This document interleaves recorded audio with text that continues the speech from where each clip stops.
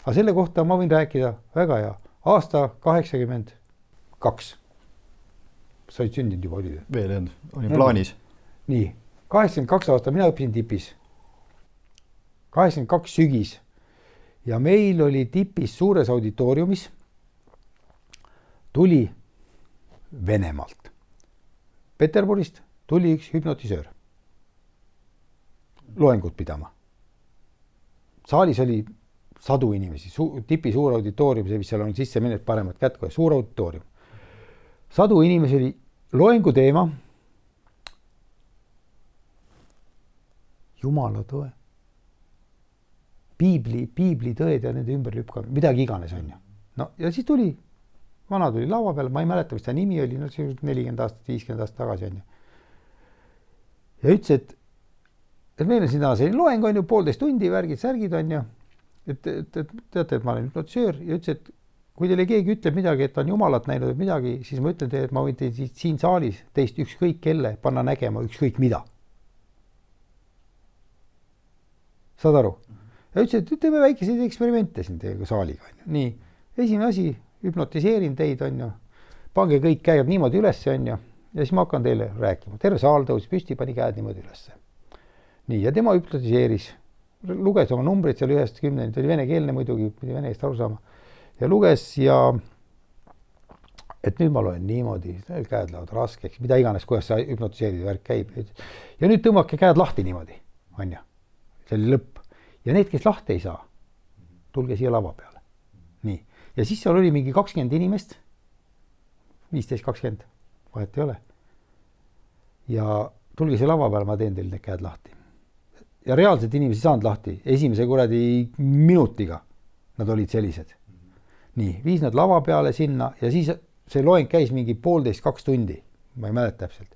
Ja siis ta hakkas nendega, need, kes sinna lava peale läksid, nad hakkas selliseid trikke seal tegema.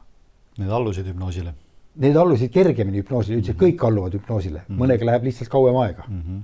Kõik alluvad. Ja siis teema oli ka selline, et kuidas tehakse igasugu spioone välja ma saadet. No nõukogude aega on ju.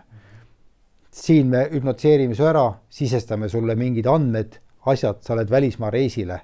Sa ei tea, et sul üldse midagi sisendatud on. Sa ei tea, et sa oled hüpnotiseeritud. Sealt keegi tuleb, teeb sul niimoodi nina ees on ju, ütleb sulle mingi trigger sõna ja sa räägid kõik selle sulle ära, mis sulle siit räägiti. Sa isegi ei tea, et sa räägid mitte midagi. Vastuluure kätte ei saaks seda infot, eks? Just. Ja siis ta tegi seal selliseid asju, no kurat küll, noh. Läks, kõik istusid seal, no algus oli selline grupihüpnoos nendega seal. No ma mäletan mingeid asju on ju sealt. Nüüd me oleme lennukis, on ju lendame. Lennuk keerab paremale, kõik vajuvad niimoodi seda ühele poole. Lennuk keerab vasakule. Nüüd tuli suits lennukis ja kõik köhivad, läkastavad. No täiesti ebareaalne, saad aru. Noh. Ja ma arvan, et neid inimesi elab veel täna, kes on seda sama loengut näinud, kus minagi olin. On ju. Ja siis hakkas üks haaval nendega tegema. Kellel läks sinna, tegi seal mingi tšiki-priki reis, ma ei kuulnud, mis ta talle ütles seal lava peal. See teeb lava ette, hakkab laulma reis. Küsib, kes sa oled, ma olen Alla Pugatšova reis. Laulab kõvasti ja valesti terve saali ees, saad aru. Noh, järgmine, kurat, tuleb lava peale, mäletan, võtab binokli ja niimoodi vaatab, saad aru. Kes sa oled? Kutuusov reis. Mida sa näed seal? Frantsuusõidut reis, on ju. Prantslased tulevad rünnakule, on ju. Sellised asjad, saad aru.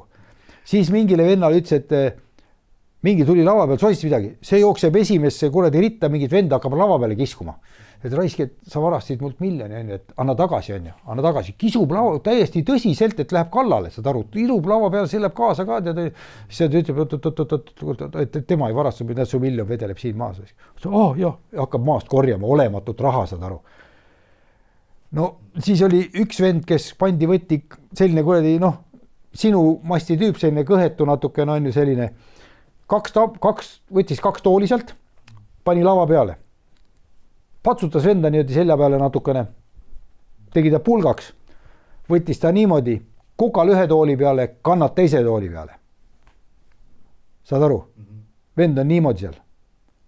Siis võttis taskuräti, pani talle kõhu peale, ronis jalgu pidi otsa talle, sinna keskele, kurat siia kohta. Vend on nagu pulk. No ebareaalne, noh. Ja siis lõpuks seal nad tegid igasugu lollu seal nendega seal, ma ütlen 1,5 tundi, selline kuradi show käis. Ja pärast kui äratas nad seal Džuvoosis üles ja siis ütles, et kui teil nagu mingid sõbrad seal saalis räägivad, et tegite sellist lollusi, ärge uskuge, need ei olnud teie.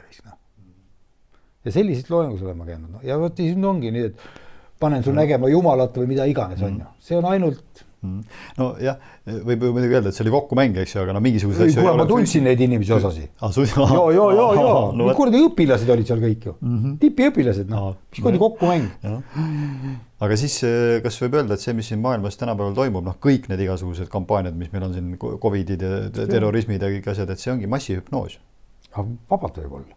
Sest kui neil on sellised vahendid, noh, mingi vene tüüp oli ka ju nõkajal, ma mäletan, ma olin väike, kes tegi inimesi ravis läbi teleekraani kuidagi. Nii, ma räägin sulle sellest.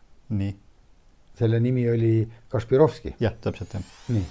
Täispikka intervjuud Mati Niguli ja veel teisi põnevaid vestluseid julgete ja inspireerivate inimestega leiate Vanglaplaneedi vastupanuliikumise lehelt aadressilt vastupanuliikumine.ee. Aga enne kui sinna suundute, jagage seda videot kindlasti ka teistega.